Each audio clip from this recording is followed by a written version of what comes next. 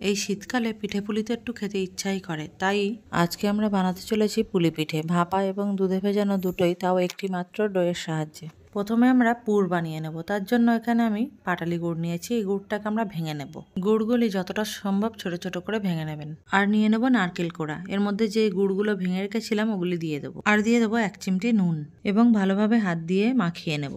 যেইটুকু ঢেলা ঢেলা রয়ে যাবে গুড়, ওটি গরমে দেওয়ার পর গলে যাবে। এখানে নারকেলটি অবশ্যই ফ্রেশ হতে হবে। বাজারের প্যাকেটজাত নারকেল করা হলে আপনার পিঠের টেস্ট ভালো হবে না। এবার গ্যাসে একটি পাত্র বসিয়ে তার মধ্যে গুড় মাখানো নারকেল কোড়া দিয়ে নেড়ে চেড়ে চাপা দিয়ে রাখবো লো ফ্লেমে, যতক্ষণ না গুড়টি গলে যায়। 2-3 মিনিট পর ঢাকাটি খুলে আবারও একটু নাড়াচাড়া করে নেব। গুড়টি গলতে শুরু হয়ে গিয়েছে। এবার এর মধ্যে দিয়ে দেবো থেতো করে রাখা এলাচ। এবার এইভাবেই লো ফ্লেমে রেখে নাড়াচাড়া করে গুড়টি পুরো গলে যাওয়া অবধি অপেক্ষা করব। এইভাবে নাড়াচাড়া করতে করতে গুড়টি সম্পূর্ণ গলে গিয়েছে এবং নারকেল থেকে তেল ছাড়তে শুরু হয়ে গিয়েছে। পুরটি আমাদের তৈরি। এবারে আমরা এটা নাবিয়ে ঠান্ডা করে নেব। এবার পিঠের জন্য আমরা ডো বানিয়ে নেব। তার জন্য এখানে আমি নিয়েছি 2 কাপ চালের আটা এবং 1 কাপ ময়দা। এবার ডো বানানোর জন্য একটি পাত্র গ্যাসে বসিয়ে দেব।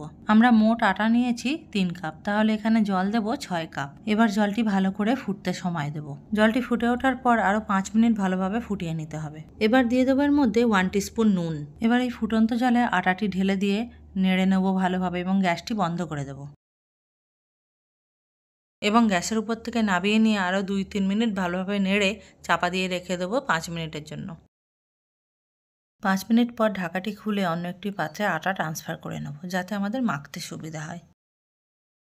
এবার এই গরম অবস্থাতেই আটাটি মাখতে শুরু করব। যতটা পারবেন চেষ্টা করবেন জল না দেওয়ার। হাতে খুব গরম অনুভব হলে হাতটা একবার করে জলে চুবিয়ে নিতে পারেন। আপনার যদি ভেজা চালের গুঁড়ি হয় তাহলে আর জল লাগবে না, এই পরিমাপটাই সঠিক।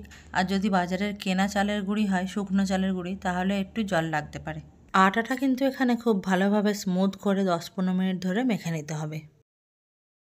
আটাটি আমার এখানে মাখা হয়ে গিয়েছে। এবারে আমরা এর মধ্যে থেকে ছোট ছোট লেচি কেটে এর মধ্যে পুর ভরতে থাকবো। পুরটি খুব ভালোভাবে ভরে নিতে হবে, যাতে না কোথাও কোনো ফাঁক থেকে যায়।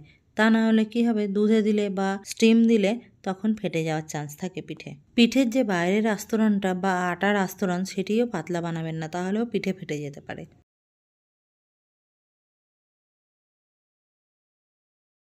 সমস্ত পিঠে আমার এখানে বানানো হয়ে গিয়েছে।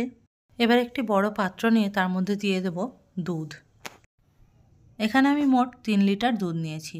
এবার এর মধ্যে দিয়ে দেবো 3 কাপ নলেন গুড় বা ঝোলা গুড়, আর দিয়ে দেবো 1 কাপ চিনি। এবার এর মধ্যে দিয়ে দেবো দারচিনি এবং তেজপাতা এবং সব কিছু ভালোভাবে মিশিয়ে নিয়ে এটি গ্যাসে বসিয়ে দেব। এবার দুধটি ফুটে ওঠার অপেক্ষা।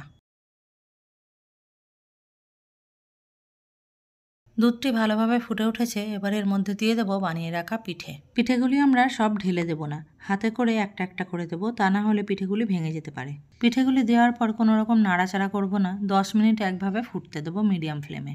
10 মিনিট পর তৈরি আমাদের দুধে ভেজানো পুলি পিঠে।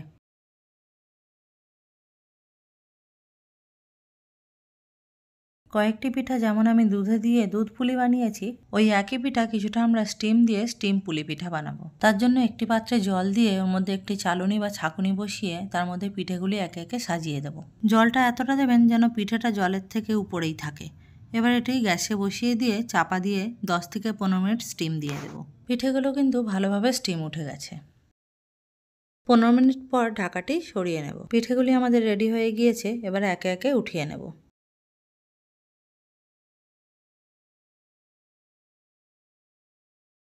পিঠেগুলি আমার তৈরি হয়ে গিয়েছে। কেমন হয়েছে অবশ্যই জানাবেন, আর ভালো লাগলে বন্ধুদের সঙ্গে শেয়ার করবেন।